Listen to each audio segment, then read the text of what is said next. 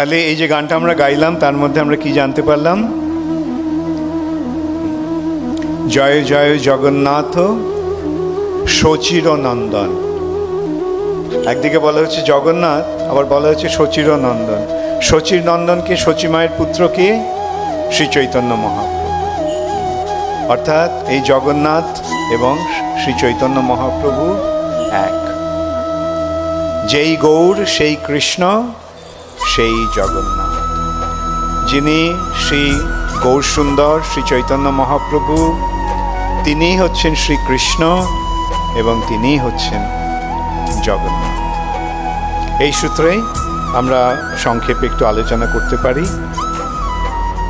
কৃষ্ণকে, কৃষ্ণ হচ্ছেন স্বয়ং ভগবান, স্বয়ং ভগবান হচ্ছেন শ্রীকৃষ্ণ। ভগবান এক না অনেক? ভগবান এক। দেবদেবী অনেক। ইন্দ্র, চন্দ্র, বরুণ, গণেশ, কার্তিক, দুর্গা, কালী, এরা অনেক, এক বিভিন্ন দেবদেবী রয়েছে। এই বিভিন্ন দেবদেবীরা হচ্ছে এই ব্রহ্মাণ্ডের বিভিন্ন বিভাগের অধিকর্তা বা অধিকর্ত্রী। কিন্তু এরকম অসংখ্য ব্রহ্মাণ্ড রয়েছে এবং প্রতিটি ব্রহ্মাণ্ডে এই দেবদেবী রয়েছে। প্রতিটি ব্রহ্মাণ্ডে ব্রহ্মা রয়েছে, প্রতিটি ব্রহ্মাণ্ডে মহাদেব রয়েছে, প্রতিটি ব্রহ্মাণ্ডে দুর্গা রয়েছে, প্রতিটি ব্রহ্মাণ্ডে ইন্দ্র রয়েছে, গণেশ রয়েছে, চন্দ্র রয়েছে, বরুণ রয়েছে। কিন্তু এই সমস্ত ব্রহ্মাণ্ডগুলি কে সৃষ্টি করেছে? এই সমস্ত ব্রহ্মাণ্ডগুলি যিনি সৃষ্টি করেছেন তিনি হচ্ছেন ভগবান। তাহলে ভগবান আর দেবদেবী এক হলো? না। এটা একটা মস্ত বড় শিক্ষা আমাদের লাভ করতে হবে, কারণ একটা মস্ত বড় ভুল ধারণা আজকাল প্রকাশ পাচ্ছে।